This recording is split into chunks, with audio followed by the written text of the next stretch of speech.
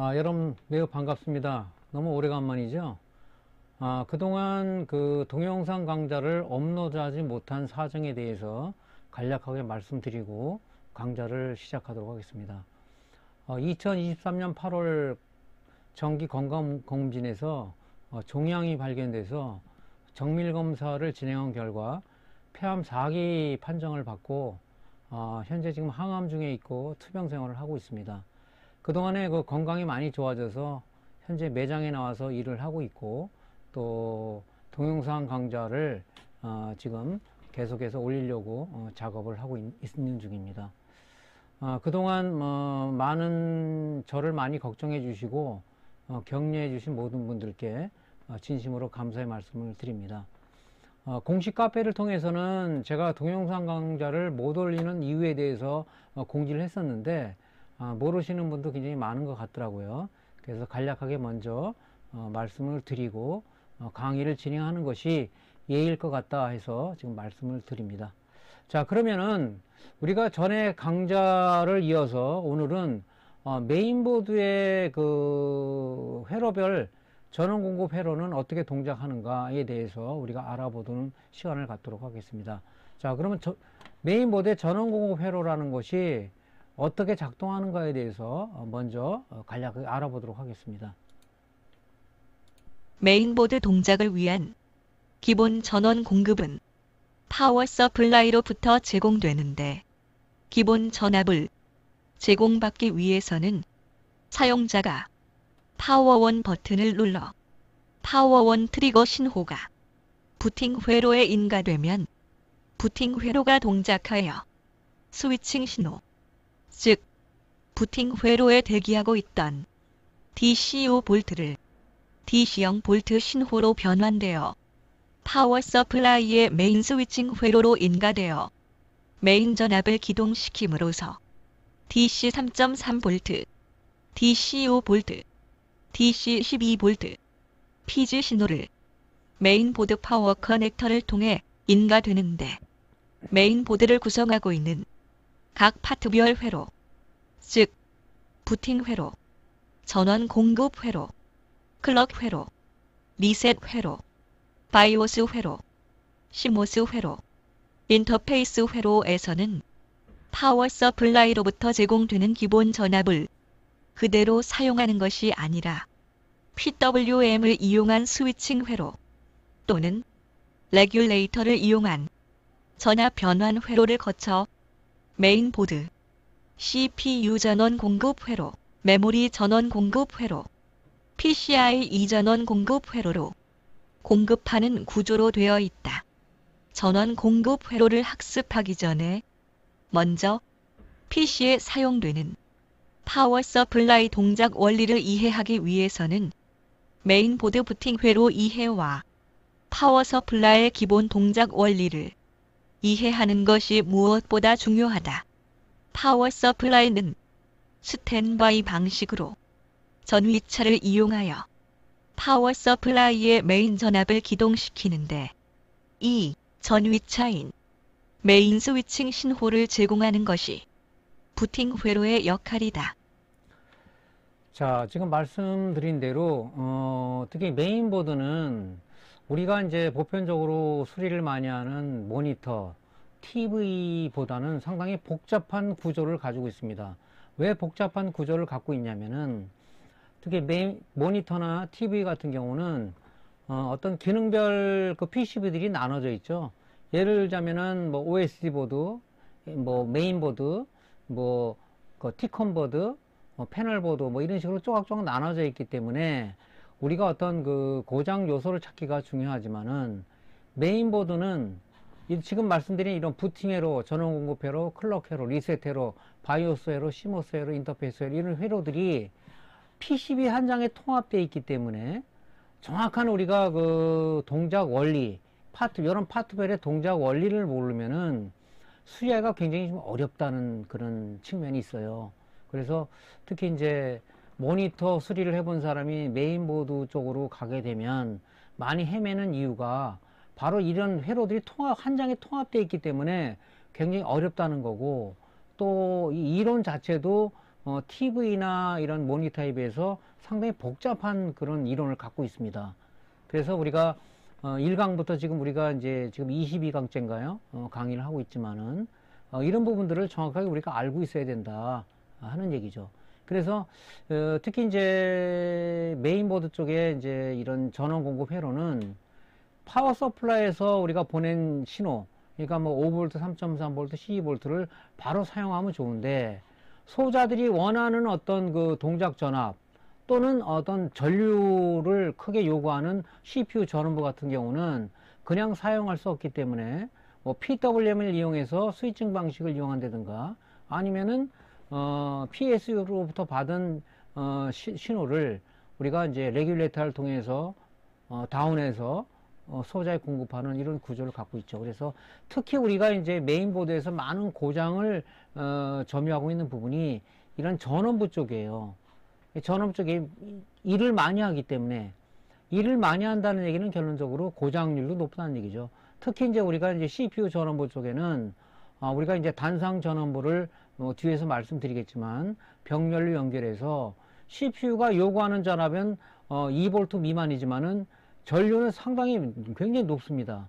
그래서 단상 전원부를 병렬로 연결해서 우리가 이제 전류를 갖다가 우리가 업해서 공급하는 구조를 갖고 있고, 굉장히 복잡한 어떤 구조의 전원부를 가지고 있다는 거죠. 그래서 CPU 전원부 쪽에 고장이 상당히 많습니다.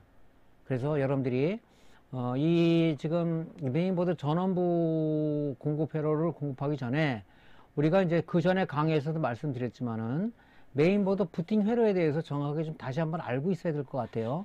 그래서 그거에 대해서 복습 차원에서 한번 말씀을 좀 드리겠습니다. 자, 우리가 CPU 그 메인보드 쪽에 부팅 회로의 구성도는 말씀을 많이 드렸죠. 어떤 식으로 간다.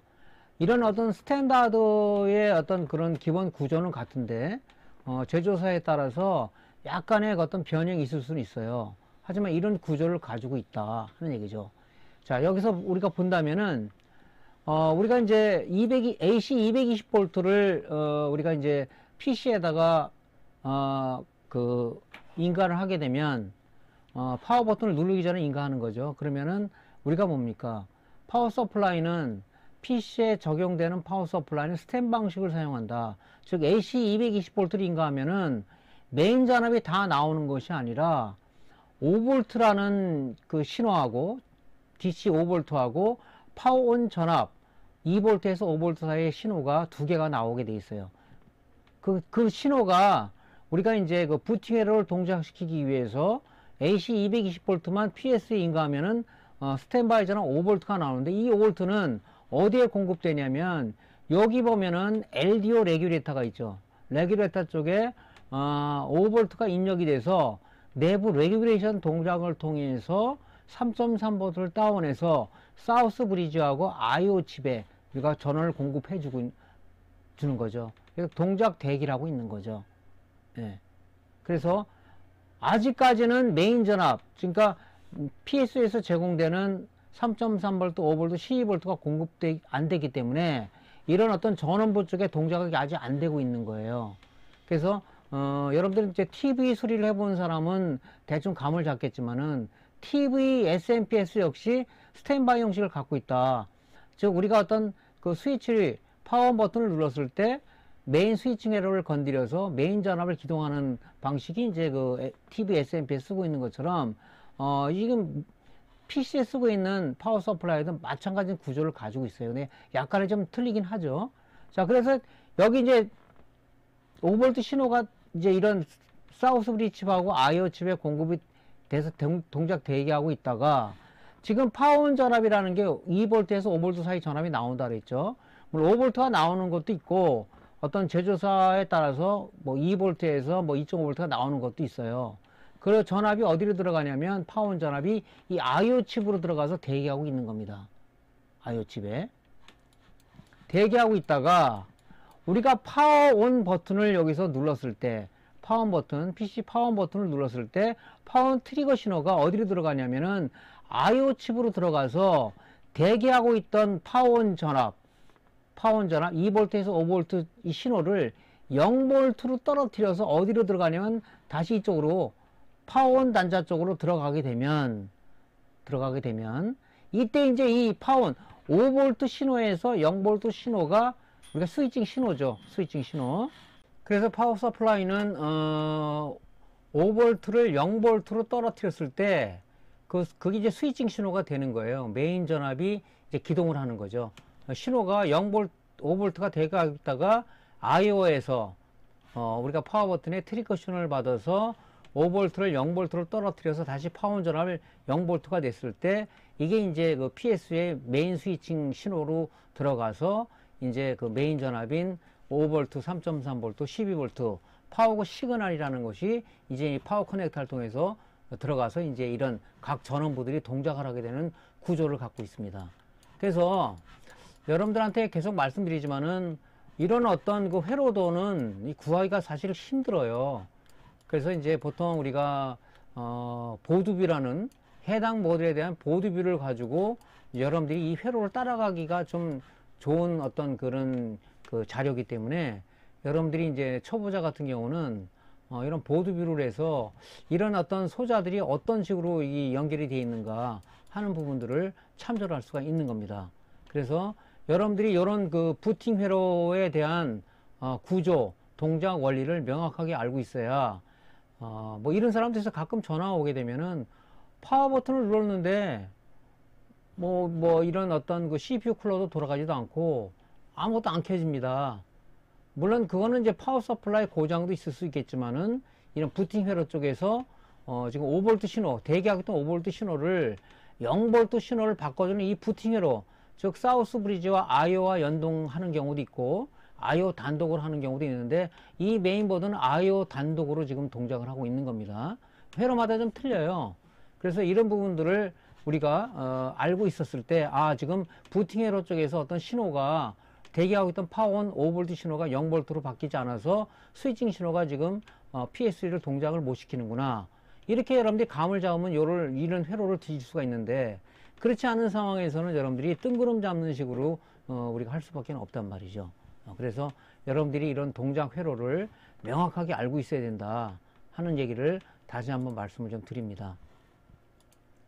자, 그래서 부팅 회로를 여러분들한테 이전 강의에서 말씀드렸지만은 지금 여기에 나온 것이 이 베이직 회로죠. 보통 이제 모든 회로들은 이런 스탠다드 회로를 가지고 있어요, 전부 다. 근데 제조사마다 뭐 어떤 그 구조를 약간 좀 달리해서 사우스 브리지가 개입을 안 되고 IO가 개입되는 경우가 있고 아니면 사우스 브리지하고 IO가 두 개 개입돼서 부팅 회로를 동작시키는 경우도 있고 이렇습니다. 그래서 이 회로는 여러분들이 기본적으로 알고 있어야 될 그런 회로다. 어떻게 동작되는지를 알고 있어야 되는 회로다 하는 얘기를 말씀을 드리죠. 자, 그래서 특히 이제 그 부팅 회로에서 보면은 요 지금 LDO 레귤레이터라고 그러죠. 예. 우리가 파워 220V를 인가하게 되면은 스탠바이 전압하고 파워온 전압이 나온다고 했었죠.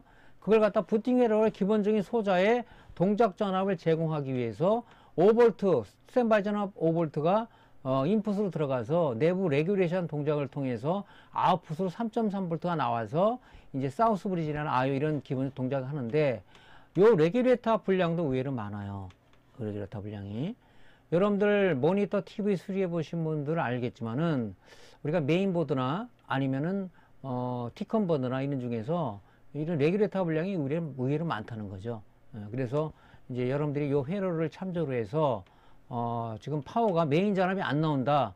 그럼 무조건 파워만 갈지 말고 뭐 파워를 갈기 전에 여러분들이 뭐 파워 테스트기를 이용해서 파워의 양부 판별을 하겠지만 하기 전에 이제 양품이라 그러면은 이런 메인보드의 부팅 회로의 기본적인 동작 원리를 여러분들이 이해를 해가지고 이 회로를 따라서 여러분들이 그 양부 판별 또 내지는 분량을 찾아내는 것이 제일 중요합니다. 그래서 우리가 이제 PC에 적용되는 파워 서플라이는 스탠 방식을 채택했다. AC 220V를 꽂으면은 스탠바이 전압 5V하고 파워온 신호, 즉 스위칭 신호를 메인 전압을 기동하기 위한 스위칭 신호를 만들기 위한 스탠바이 그 파워온 전압 5V가 나온다. 이게 이제 핵심이죠. 예. 그래서 이 부팅 회로를 동작을 해서 메인 전압을 기동을 한다. 이 내용을 여러분이 머릿속에 좀 상기해 줬으면 좋겠습니다. 자, 부팅 트리거 신호. 우리가 이제 트리거 신호라는 것은 동작의 시작의 계기를 알려주는 어떤 신호라고 보통 보는 어떤 그런 펄스 형태의 신호인데, 부팅 트리거 신호를 우리가 만족시킬 동작 조건은 뭐냐면, 일단은 사우스 브리지로다가, 그죠? 여기다가, 사우스 I 쪽으로 우리가, V시전이 공급돼야 되겠죠. 공급돼야 되겠죠. 그 다음에, 사우스 브리지 칩이라는 것은 혼자 동작하지 못하기 때문에 32.768kHz의 어떤 그 크리스탈에 의해서 여기에 동작 신호를 실어서 얘가 동작을 하는 거죠. 걔야 이제 클럭 신호가 공급이 돼야 되고, 그 다음에 파워온 버튼을 눌렀을 때 파워온 트리거 신호가 IO 칩의 게이트를 통해서 이런 어떤 트리거 신호를 보내주는 요게 이제 부팅 트리거 회로의 동작 조건입니다. 동작 조건.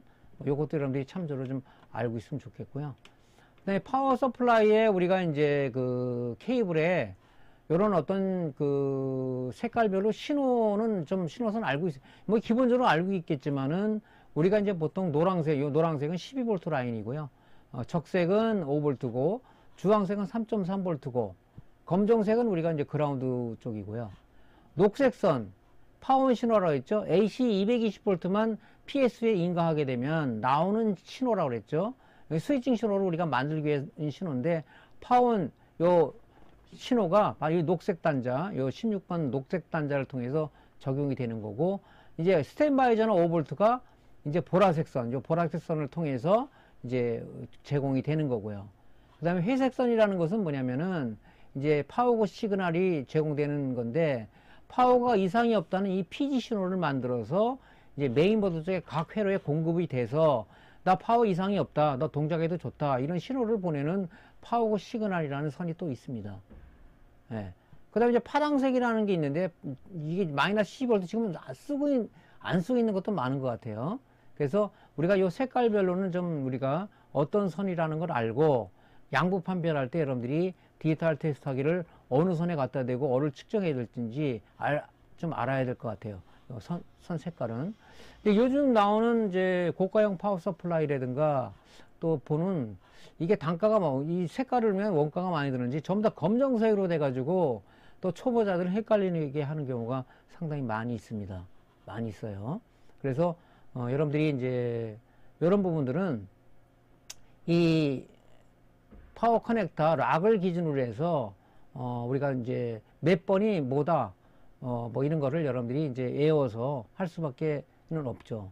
그래서 요즘 나오는 PSU는 보니까 색깔이 안 들어간 전부 다 검정색으로 되어 있는 그런 파워 서플라이들이 좀 많다는 거죠. 예. 자, 그 다음에 이제 우리가 여기서 이제 IO 칩, 여기 요 IO 칩 있죠. 이 IO 칩은 굉장히 중요한 역할을 합니다. 중요한 역할. 여기서 지금 회로를 동작시키기 위한 그런 기본적인 입출력 신호를 제공하는 것도 있고 굉장히 복잡해요. 그리고 우리가 이제 QFP 타입 이 소자로서 굉장히 많은 어떤 그 역할을 하기 때문에 우리가 이제 이런 부분들도 나중에 문제가 돼서 칩을 떼어내서 솔더링 할 때도 굉장히 어려운 BGA 작업만큼 어려운 어떤 그런 부분도 있다 하는 내용을 추가적으로 말씀드립니다. 자, 그래서 조금 전에 말씀드렸지만은 우리가 이제 그 PC에 적용되는 파워 서플라이의 동작 원리를 좀 알고 있어야 된다고 얘기를 했었죠.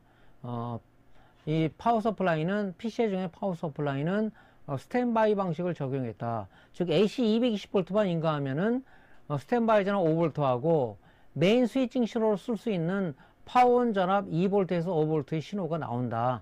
예.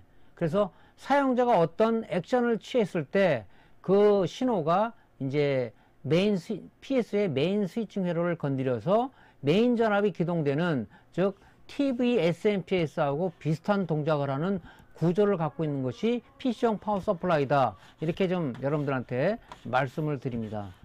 그러니까 TV를 수리해 본 사람이라면 아마 요 지금 내용은 그렇게 아마 그 이해가 어렵지는 않을 거예요. 자, 그래서 지금 우리가 스탠바이 상태에서는 우리가 지금 여기 보라색 단자로다가 5V가 나온다 그랬죠. 그라운드하고 이 보라색 단자를 디지털 대로 쟀을 때는 5V가 나오는 거고, 지금 그 파원 전압이라고 얘기했어요. 파원 전압. 요건 스위칭 신호를 쓰는 거죠. 녹색 단자죠. 그랬을 때는 보통 뭐 2V에서 5V 사이 신호가 나오는데, 그 파워 서플라이마다 좀 약간 틀려요. 5V가 나오는 것도 있고, 뭐 2.5V가 나오는 것도 있고, 뭐 3V가 나오는 것도 있고, 막 이렇습니다. 그래서 이 부분을 쟀을 때 이렇게 나오는지, 스탠바이 상태에서. 자, 그 다음에 이제 우리가 그 그라운드 단자와 지금 이제 우리가 메인 스위칭 회로를 동작이 돼서 우리가 이제 메인 잔염이 나왔을 때 신호 하나가 더 나온다 그랬어요. 그게 뭐냐면은 바로 파워구 시그널이다. 이 PG 신호는 굉장히 중요하죠. 파워가 이상이 없다는 이 신호를 메인보드 각 회로에 공급을 해서 지금 이상이 없다는 신호가 됐을 때 이제 회로가 동작하는 그런 신호를 쓰는 건데, 여기 지금 회색 단자가 아까 뭐라고 그랬습니까? PG 신호가 들어오는 단자라고 그랬죠. 거기를 쟀을 때 지금 5V라는 신호가, 이것도 3V에서 5V 사이에 어떤 신호가 잡힙니다. 그래서 지금 우리가 이 PSU 단독으로다가 메인 전압을 기동을 시킬 수 있는 것은 우리가 어떻게 하면 되죠, 이거를?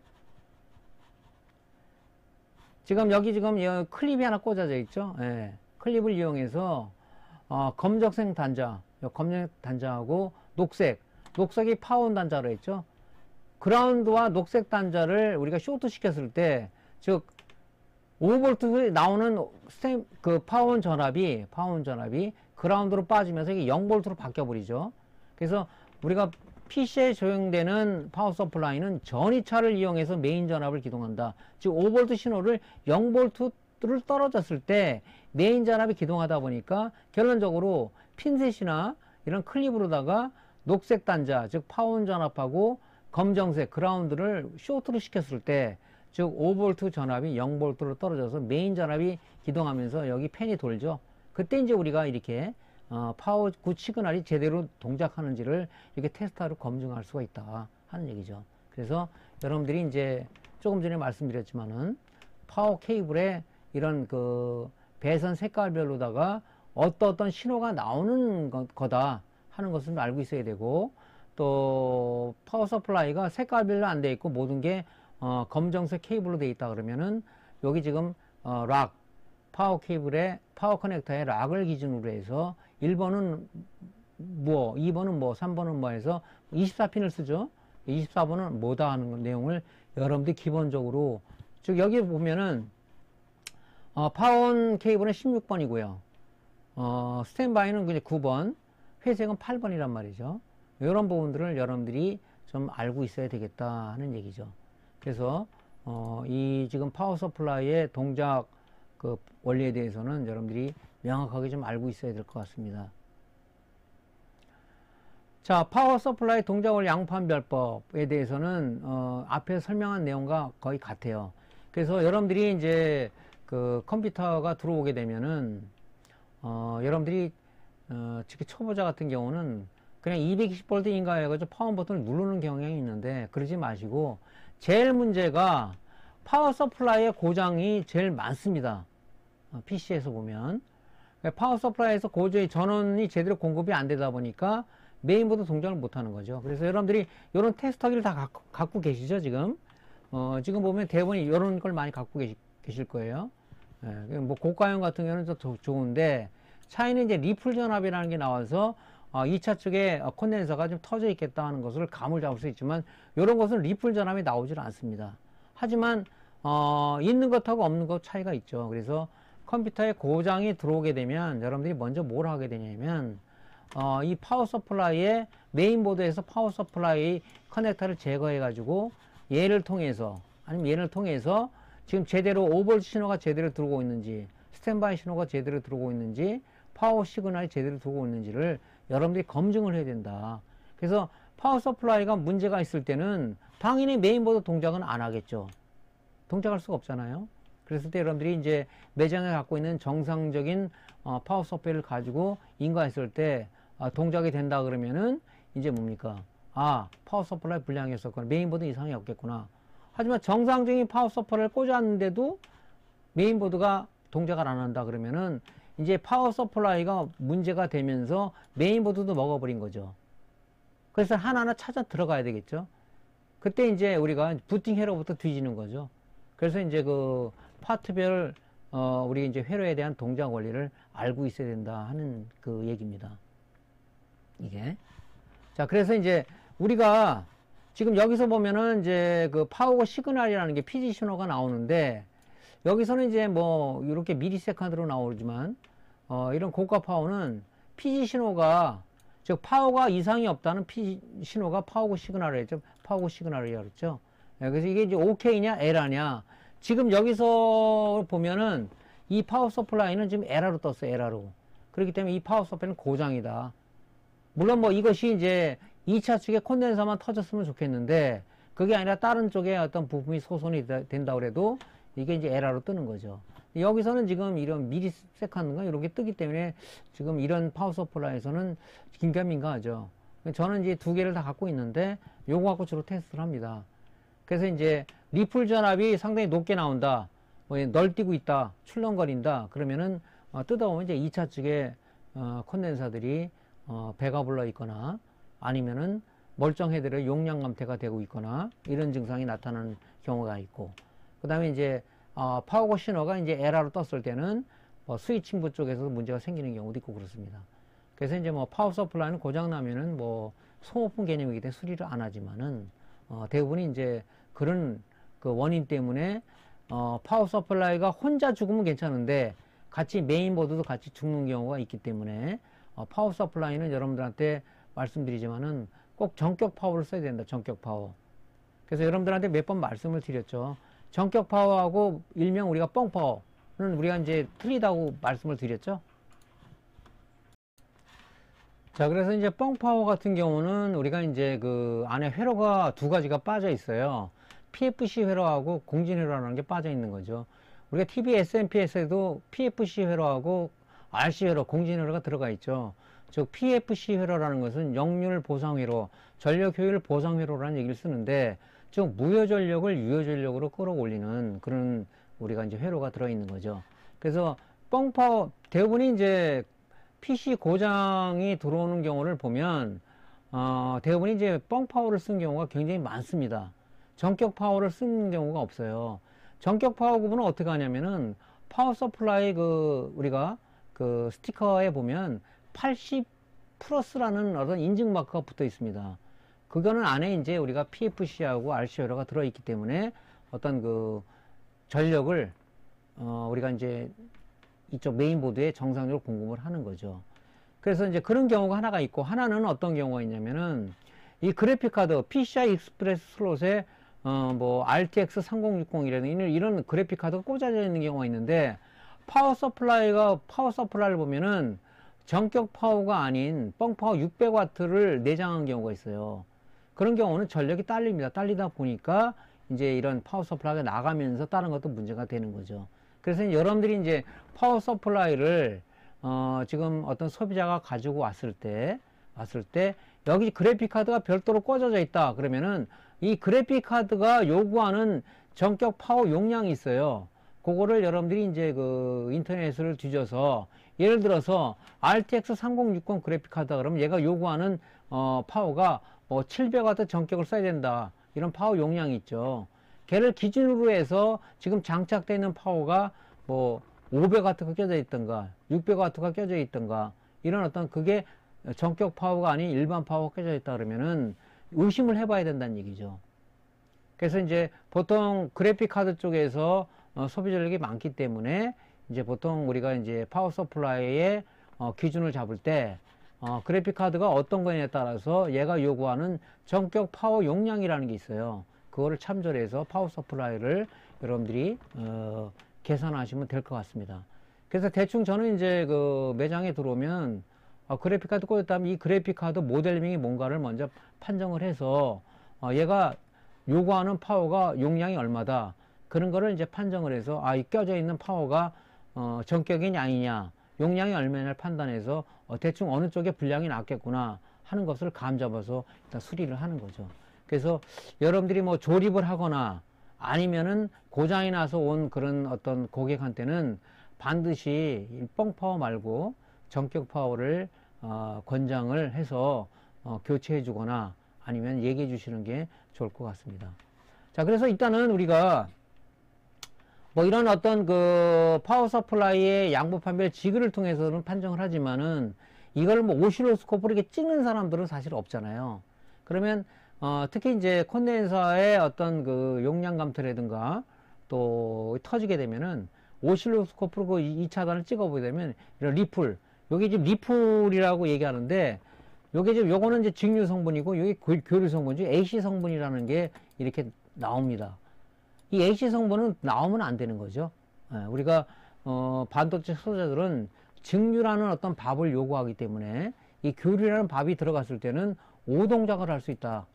그렇기 때문에 오실로스코프로 옛날에는 뭐 찍고 그랬었는데 요즘 이제 이 지그를 통해서 이제 이런 문제가 됐을 때는 이 불량입니다 하는 것을 명확하게 구분되어주는 지그가 있기 때문에 상당히 고마운 거죠.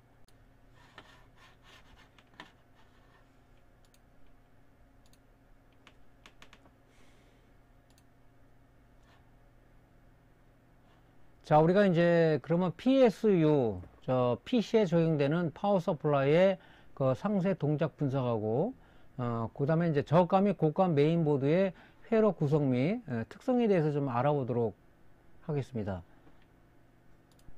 전자기기에서 제일 중요한 부분을 차지하고 있는 것이 파워 서플라이 또는 SMPS라고 불리우는 전자기기의 전자소자에 전원을 공급하는 전원 공급 장치이다. 전자기기를 구성하고 있는 전자소자의 품질 역시 중요하지만 파워 서플라이에서 전자기기에 전격 전압을 일정하게 공급해주는 파워 서플라이의 회로 구성도 중요하다. 저가와 고가의 파워 서플라이의 차이는 무효전력을 유효전력으로 변환시켜주는 역률 보상 회로인 PFC 회로와 공진 회로인 RC 회로가 구성되어 있는지 여부에 있으며 전격 파워 서플라이에는 80 플러스 또는 85 플러스 인증 스티커가 붙어 있다. 전자기기를 오래 사용하기 위해서는 전격 인증을 취득한 파워 서플라이의 선택이 필수적이라 할 수 있다. 또한 전자기기를 수리하기 위해서는 전자제품, 즉 모니터, TV, 메인보드에 적용되는 파워 서플라이는 오토 방식과 스탠바이 방식으로 구성되는데 동작 원리를 명확히 이해하지 못하면 수리에 어려움을 겪을 수 있다. 또한 메인보드 구매 시는 저가보다는 고가의 전자소자를 사용하고 보호 회로가 잘 갖추어져 있으며 전원부 구성이 충실하며 확장성이 뛰어난 고가의 메인보드 구매를 권장한다. 자, 우리가 이제 조금 전에도 말씀드렸지만은, 우리가 이제 파워 서플라이 쪽의 동작 원리, 또 이런 부분들을 좀 알고 있어야 된다 하는 얘기고, 이제 파워 서플라이가 즉 SMPS라고도 말씀을 보통 드리죠. 오토 방식이냐, 아니면 스탠바이 방식이냐, 이렇게 나눠지는데, 모니터 같은 경우에 적용되는 SMPS는 오토 방식이죠. AC 220V를 인가하게 되면 2차 쪽으로다가 AD 보드가 필요한 우리가 이제 5V하고 어떤 백라이트를 켜기 위한 LED 백라이트를 동작시키기 위한 DC 12V가 바로 2차 쪽으로 막바로 출력되는 오토 방식을 채택하고 있고요. TV에 적용되는 SMPS는 우리가 이제 보통 스탠바이 방식이라고 얘기하는데 보통 이제 AC 220V를 인가하게 되면은 이제 뭡니까? 스탠바이는 5V만 나오는 거죠. 5V는 이제 메인보드를 동작시키기 위한 기본 전압을 쓰기 위해서 나오는 거고, 이제 사용자가 OS의 파원 버튼을 눌렀을 때 파원 트리거 신호가 SMPS 쪽으로 가서 메인 스위칭 회로, 즉 우리가 이제 보통 구성되어 있는 게 TR과 포토커플러로 되어 있는 스위칭 회로를 건드려서, 즉 PFC하고 RC 회로를 건드려서 2차 쪽으로 이제 우리가 5V, 12V, 24V가 나오는 구조를 가지고 있죠. 그 PC에 적용되는 파워 서플라이도 마찬가지죠. 똑같습니다. 그래서 특히 이제 그 PC에 적용되는 이제 파워 서플라이는 한 가지 신호가 더 나온다고 얘기했습니다. 메인 스위칭 회로를 건드리기 위해서 파워온 전압이라는 게 스탠바이 전압과 같이 나온다. 그 파워온 전압 뭡니까? 부팅 회로에서 쓰기 위한 우리가 신호다. 이렇게 말씀드렸습니다. 자, 그래서 전자제품에 쓰이는 이제 우리가 이제 보통 메인보드 TV 모니터 같은 경우는 이제 메인보드에서는 이제 우리가 스탠바이 방식을 쓰고 있다고 얘기했고, 모니터 같은 경우는 오토 방식이라고 했죠. 220V만 인가하게 되면, 이쪽을 인가하게 되면, 막바로 여기에서, 2차 측에서 5V하고 12V가 나오는 구조를 가지고 있다. 그래서 왜 이렇게 구조를 했냐면, 모니터 같은 경우는 전력 소비가 TV에 비해서 높지 않기 때문에 아마 원가 절감을 위해서 그런 건지 그건 제가 정확하게 모르겠어요. 설계자의 어떤 의도가 있겠죠. 설계자의 의도에 따라서 이런 오토 방식을 썼다. 근데 TV는 이제 스탠바이 방식이라고 했죠. 우리가 이제 AC 220V를 인가를 하게 되면 스탠바이 전압 우리가 5V가 나온다. 이 5V는 뭡니까? AD 보드로 넘어가서 기본적인 어떤 회로를 동작해온 신호를 쓰는 거고, 사용자가 파워온 버튼을 눌렀을 때 이 트리거 신호가 뭡니까? AD 보드를 타고 이런 SMPS로 와서 메인 스위칭 회로, 즉 그 뭡니까? TR과 포트 커플러로 이루어진 스위칭 회로를 건드려서 PFC하고 RC 회로를 우리가 이제 기동을 시켜서 2차 측으로다가 5V, 12V, 24V가 나오는 구조를 쓰는 스탠바이 방식을 채택하고 있다는 거죠. 예. 그래서 지금 보면은 이 지금 메인보드에서는 PSU, 그 다음에 모니터에서는 이제 SMPS, TV SMPS는 이런 어떤 그 구조는 틀리더라도 이런 어떤 그 기본적으로 파워 서플라이를 우리가 어떻게 동작시킬 건가 하는 그런 기본 이론들은 구조는 같다 하는 거죠. 예. 그래서 특히 이제 메인보드하고 그 TV에서는 SMPS는 스탠바이 방식이고 모니터는 오토 방식이다.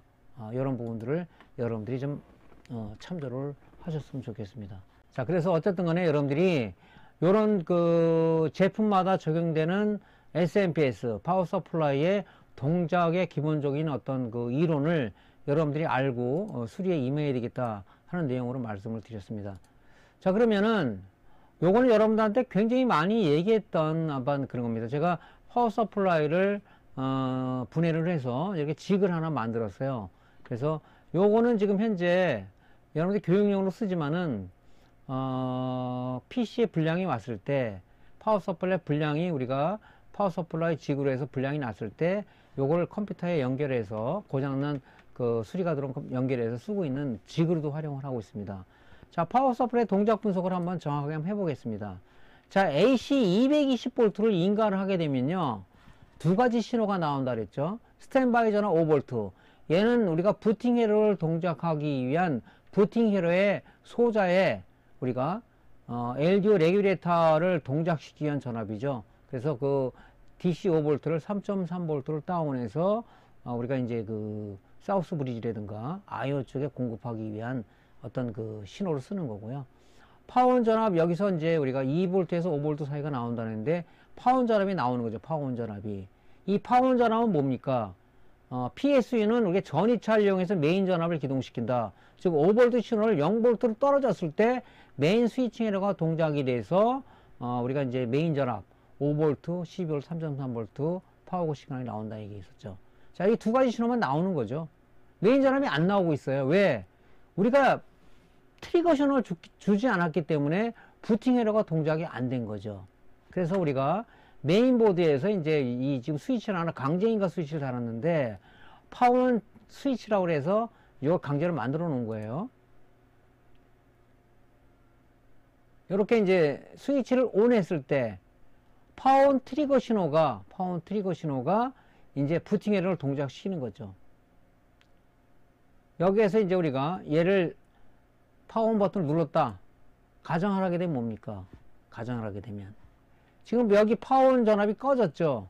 얘가 5V 신호에서 0V로 떨어졌다는 얘기죠. 떨어지다 보니까 이 파워 서플라이의 메인 전압이 기동을 해서 저기서 원하는 3.3V, 5V, 12V가 나오면서 이 파워가 정상이다 보니까 이 파워 서플라이 자체에서 파워고 시그널이 정상이다는 신호를 갖다가 파워고 시그널을 주는 겁니다. 이렇게. 그래서 이 메인 전압이 이제 메인보드의 파워 커넥터를 통해서 들어가서 이제 각 회로를 동작시키는 거겠죠. 동작시키는 겁니다. 예. 그 다음에 파워 버튼을 이제 우리가 이제 PC를 다 써서 끄기 위해서 파워 버튼을 한번 눌렀어요.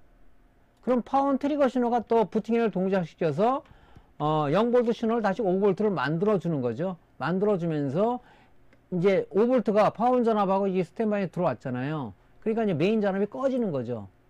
이렇게.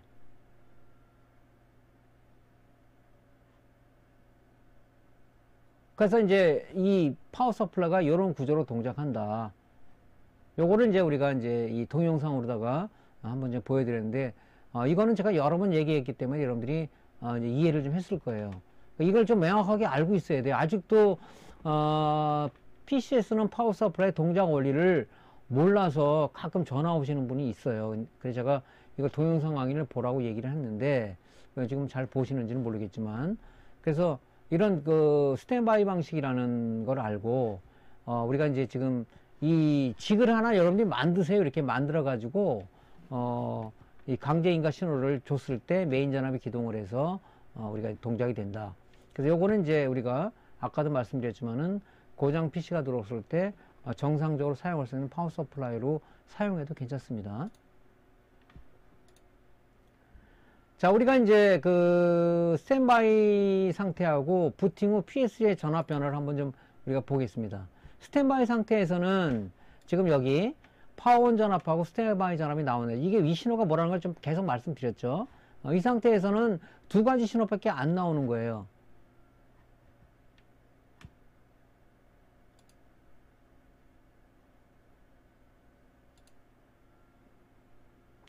자, 이 상태에서 우리가 이제 뭐 이 전압을 찍으면은 지금 그 전압 자체가 파워온 전압에 측정이 되죠. 그래서 이 그라운드하고 녹색 단자가 파워온 전압이라고 얘기했죠. 파워온 전압. 이게 지금 2V에서 5V 사이 전압이 나오는데 제품마다 좀 약간 틀립니다. 예. 이 전압이 나오는지를 측정을 해야 돼요. 그 다음에 우리가 파워 버튼을 눌렀을 때 파워 트리거 신호가 우리가 IO로 들어간다 그랬죠. 대기하기 또 5V 신호를 0V로 떨어뜨려서 0V 신호를 여기 파워 커넥터를 통해서 0V 신호가 우리가 이제 그 스위칭 신호를 쓴다고 그랬죠. 그때 이제 메인 전압이 기동을 하는 거죠. 그래서 12V, 5V 떨어진다 그랬는데 파워 전압 측정하게 되면 마찬가지로 얘가 0V로 떨어지겠죠. 예, 신호가 부팅 상태에서. 근데 파워가 시그널, 얘는 파워가 이상이 없을 경우는 이상이 없다는 PD 신호를 준다고 그랬죠. 회색 케이블이라고 그랬죠. 예. 그 다음에 3V 주황색 다른데 3.3V가 나오고요. 그 다음에 적색 케이블을 냈을 때는 이제 5V 신호가 나오겠죠. 그 다음에 우리가 이제 노란색은 12V죠. 12V를 찍었을 때는 12V가 이렇게 측정이 되는 겁니다.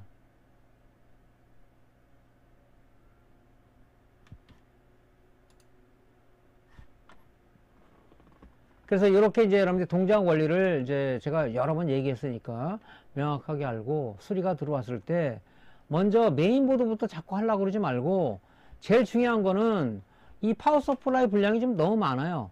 지금 제가 매장에 있으면서 불량 PC들이 많이 들어오게 되면 10대 중에 7대가 보면 파워 서플라이 고장입니다.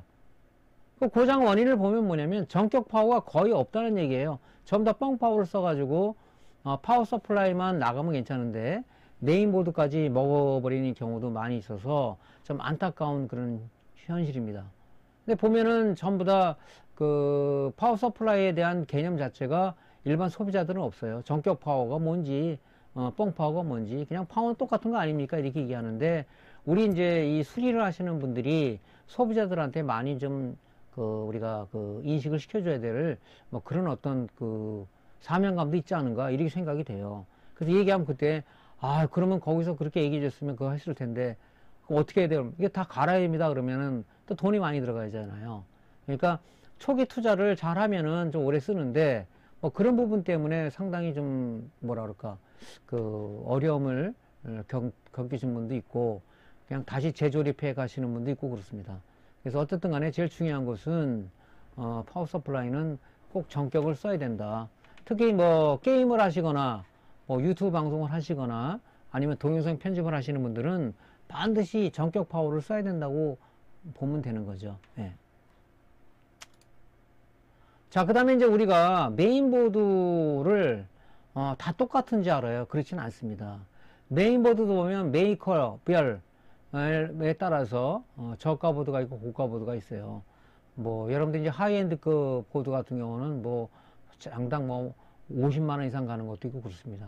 그래서 지금 저가 메인보드하고 고가 메인보드 특성에 대해서 잠깐 좀 알아보도록 하겠습니다. 저가 메인보드의 특징은 마이크로 ATX 규격, 일명 미니보드 규격으로 구성된 제품이 대부분이며 메인보드를 구성하고 있는 전자 소자들도 저가로 구성되어 있으며 고가 보드에 비해 보호 회로가 생략된 경우가 많고 확장성이 떨어지며 특히 CPU 전원부 구성이 부실하다는 단점이 많다. 자, 그래서 이제 여기 지금 메인보드를 보면, 이 저가 메인보드를 보면요. 이 소자들이 굉장히, 그러니까 예를 들어서, 고장 PC를 갖고 오면은, 메인보드가 나와보면 파워 서플라이가 좀 좋은 걸 쓰든가, 파워 서플라이가 좀 부실하면은 메인보드 좋은 걸 쓰든가 해야 되는데, 그렇지 않은 경우도 많다는 거죠. 그래서 이제 전문가가 봤을 때는 딱 메인보드를 보면 답이 나옵니다. 지금 여기 보면은, 이게 CPU 전원부 쪽인데, CPU 전원부를 하나 예를 들자 그러면은, 요런 저가 보드 같은 경우는 이제 우리가 FET 쪽에서 나중에 한번 다시 언급할 기회가 있겠지만, 이 디펙 타입, 내부장이 굉장히 높은, 즉 RDS 값이 높은 디펙 타입은 이게 굉장히 스위칭하면서 열이 많이 나요. 열이 많이 나기 때문에 이 메인보드들이 장판 눌듯이 이렇게 누렇게 눌어버리는 경우가 있습니다. 그러면서 이 FET가 쇼트가 되죠. 그 다음에 여기 지금 인덕터가 있는데 인덕터도 보면 뭡니까? 어떤 페라이트 코어로 감싸지 않은 즉 이런 뭡니까? 코일들이 노출돼서 외부의 어떤 노이즈에 방해가 될 수 있는 또 그런 부분, 또 내부의 노이즈를 갖다가 노이즈로 인해서 어떤 스위칭이 문제가 되는 경우도 많이 있고요. 그 다음에 여기 지금 보면 요거는 지금 뭐 중가 정도 보드가 되는데도 지금 이 FET를 저가 디펙 타입의 어떤 FET를 써놨습니다. 코일은 지금 뭡니까? 여기 트로이달 코일인데 요거는 뭐 페라이트 촉 코일이죠. 그래서 여기 보면 이렇게 페라이트로 감싸가지고 내부의 고주파 노이즈를 바깥으로 못 나가게끔 감싸버렸죠. 요건 좀 고가를 써놨어요. 그 다음에 이제 이런 지금 저가 보드들도 보면 뭡니까? 지금 전부 다 디펙 타입의 FET. 이게 지금 오래 그러니까 이제 메인보드 전원부를 보면 이 스위칭 FET들이 이게 많이 나가요. 이게 쇼트가 많이 됩니다. 여기는 지금 보면 이제 초크 코일이 지금 반은 덮여 있고 반은 좀 나와 있죠. 요것도 이제 좀 싼 이제 인덕터를 쓴 거죠. 요거는 약간 좀 예급은 난 건데 이거는 지금 FET가 뭐 P팩 타입을 쓴 거죠. P팩 타입. 로우 RDS FET라고 그래가지고 내부 저항이 좀 약간 적은 열 손실이 열이 좀 많이 나지 않는 이런 FET를 쓴 거예요. 거기다가 이제 페라이트 초크 코일도 지금 뭡니까? 이 코일을 갖다가 페라이트를 감싸가지고 내부 고주파 노이즈를 차단시킨 이런 걸 쓰고 있는 겁니다. 이런 거.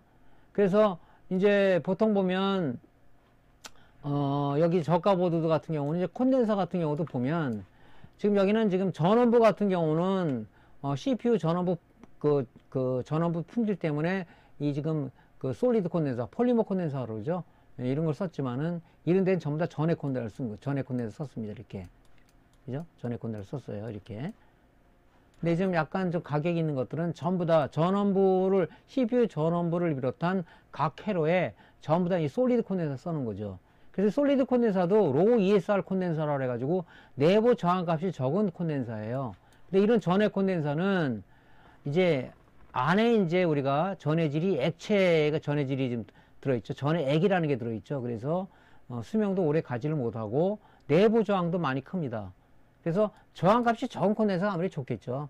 그래서 얘는 이제 안에 전해질이 이제 고체 형태가 들어있기 때문에 이제 폴리머라는 이제 그런 그 전해질이 들어있기 때문에 수명도 좀 오래 가고 그렇습니다. 물론 제 메이커에 따라서 가격 차이도 많이 있겠지만, 그래서 이제 이런 걸 딱 보면은 저가 보드와 고가 보드다 하는 부분들은 이제 우리가 알 수가 있는 거죠. 이게 이제 다 저가 보드들이에요. 그 중에서도 이제 요런 거 같은 경우는 그래도 조금 난 거죠. 요게. 자, 그 다음에 우리가 이제 고가 보드를 한번 이제 살펴볼게요. 고가 보드는 벌써 틀리죠. 여러분 딱 봤을 때 뭔가 틀립니다. 제일 중요한 게 뭡니까? 이런 어떤 그 열이 나는 소자들은 전부 다 히트싱크, 방열판으로 덮여져 있습니다. 이렇게. 이걸 뜯어보면, 방열판을 뜯어보면은, 전부 다가 우리가 이 소자들이 D팩 타입의 소자, P팩 타입, 로우 RDS FET를 써놨어요. 페라이트 초코일도 보면, 이렇게, 노이즈를 차단할 수 있는 페라이트로 덮여 있다는 얘기죠. 네, 이렇게. 이런 것들은 이제 보드가 뭐 30만원짜리 이상인데, 상당히 아주 잘 되어 있습니다. 이런 보드들은. 그래서 지금, 여기 보면 전원부도 굉장히 충실하고요. 지금 이런 보드들은 지금 이런 그 어떤 지지대도 있어갖고 굉장히 그 견고하게 돼 있죠.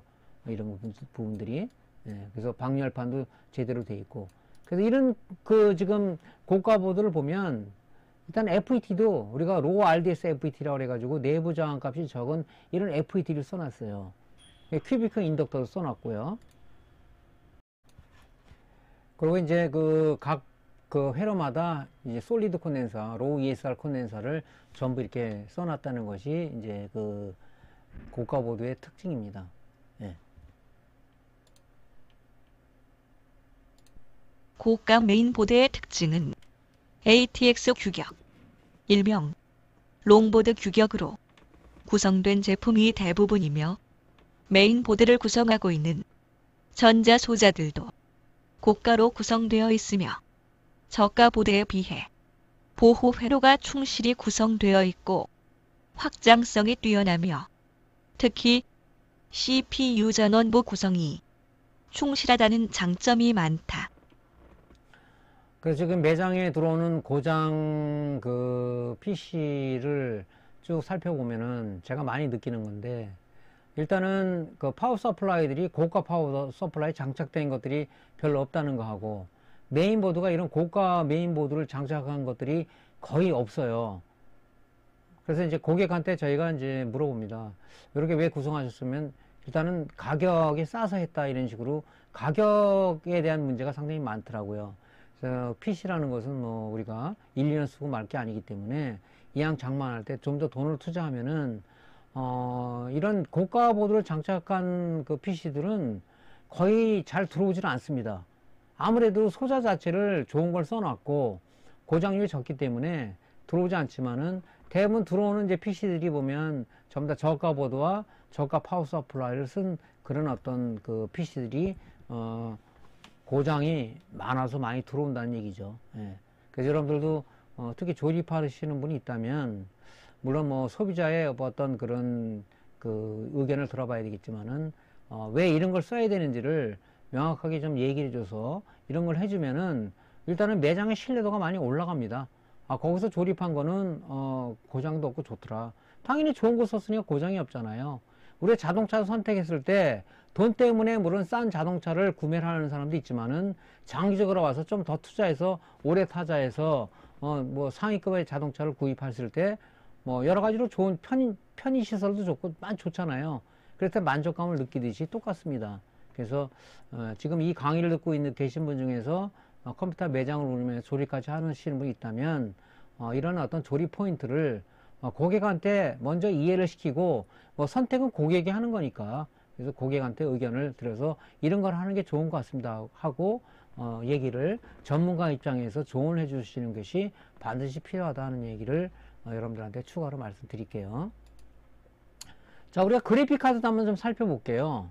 그래픽 카드도 보면요, 우리가 저가 고가로 나눌 수가 있죠. 저가 고가로. 저가 및 고가의 그래픽 카드의 특징은 저성능에 저가 그래픽 카드의 경우 GPU 소비 전력이 많지 않기 때문에 PCIe 슬롯으로부터 DC 12V 및 DC 3.3V를 인가받아 전원 변환 회로를 거쳐 GPU 및 비디오 메모리로 전원을 공급을 하는 구조로 되어 있으며 고성능의 고가 그래픽 카드의 경우 다양한 그래픽 구현을 위해 GPU 소비 전력이 많기 때문에 ATX 파워 서플라이에 GPU 전용 DC 12V 커넥터를 통해 GPU 전용 전원부에 인가하여 PWM 제어하에 스위칭하여 전원을 공급하는 구조로 되어 있다. GPU 성능에 따라 단상 전원부를 여러 개로 구성하여 안정적인 전원을 GPU에 공급한다. 또한 저가 및 고가 그래픽 카드에 사용되는 소자 역시 차별화되어 있다. 그래서 메인보드와 마찬가지로 이제 그래픽 카드도 의외로 매장에 수리가 많이 들어오는데 보면은 이제 저가들이 많고, 특히 이제 고가 그래픽 카드도 들어오는 게 보면은 이쪽 전원부 쪽, 이 전원부 쪽에 이 분량이 상당히 많아요. 특히 이제 스위칭 FET가 쇼트가 되는 경우가 많고, 뭐 치콘덴서가 쇼트되는 경우도 많고 그렇습니다. 그래서 옛날에는 이제 뭐 게임도 그렇고 뭐 다른 동영상도 그렇고 저사양을 썼기 때문에 별도의 보조 전원부가 이렇게 없었지만은, 요즘 나오는 그래픽 카드는 고성능의 그래픽을 요구하기 때문에 CPU하고 메모리를 공급하는 이런 별도의 전원부가 이게 구성이 돼 있어요. 구성이 메인보드처럼. 그래서 이런 이제 고가의 메인보드는 일단은 PCI 익스프레스 슬롯으로 받는 전원도 있지만은, 대부분이 이제 그래픽 카드 쪽에 이런 그 전용 그래픽 카드 전원 공급 커넥터를 통해서 여기서 스위칭, PWM 제어해서 스위칭을 해서 GPU하고 메모리로 이제 이 전원을 공급하는 구조를 갖고 있습니다. 그래서 얘도 지금 그래픽 카드도 우리가 보면요, 사용되는 어떤 이런 그 적용되는 소자들이 전문가들이 봤을 땐 딱 보면 얘는 좀 부실한 어떤 그 그래픽 카드다, 얘는 고가의 어떤 그래픽 카드다, 이런 부분들을 알 수 있는데 이제 초보자들 같은 경우는 잘 모르죠. 그래서 이런 이제 고가의 그래픽 카드들 대부분 보면은 별도의 전원부가 있다 하는 거고, 좀 저가는 그 별도의 전원부가 없이 PCI 익스프레스 슬롯으로부터 우리가 3.3V하고 12V를 받아서 여기서 변환해서 쓴다 하는 그런 구조를 가지고 있는 거죠. 그래서 여러분들이 이제 그 메인보드 쪽에 CPU 전원부 수리해 본 사람은 지금 보면 이 부분을 대부분 이해할 거예요. 왜냐면 이 구조들이 비슷해요. 보통 구조가 갖고 있는 단상 전원부가 보통 FET, 인덕터, 그 다음에 콘덴사 이런 구조, PWM이죠. 이런 구조를 가지고 이 단상 전원부를 병렬로 연결해서 회로가 구성이 되어 있다는 거죠.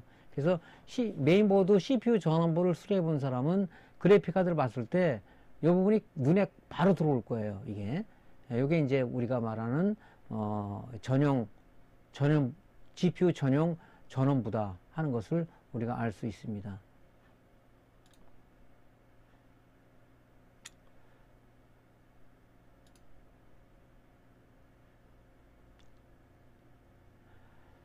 자, 오늘 강의는 좀 여기서 마치고요. 우리가 본 강의 들어가기 전에 특히 이제 기본적인 내용을 좀 말씀드렸는데, 왜 기본적인 내용을 말씀을 좀 드렸냐면은, 우리가 강의를 처음 들어오는 사람이 많이 있어요. 그럼 1강부터 봐야 되는데 좀 성격이 급하신 분들은 지금 이제 22강이잖아요. 22강 이게 무슨 내용이지? 하고 좀 이해를 못 하시는 분이 있어요.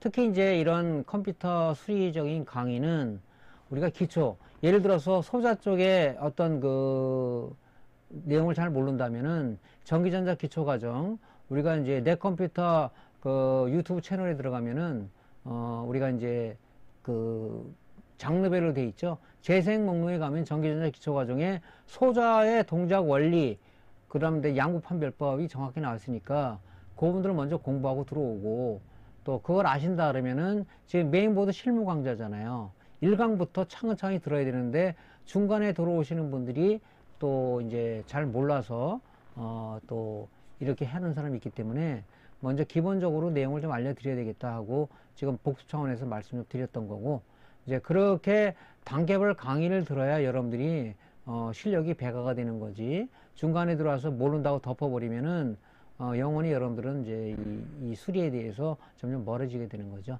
예.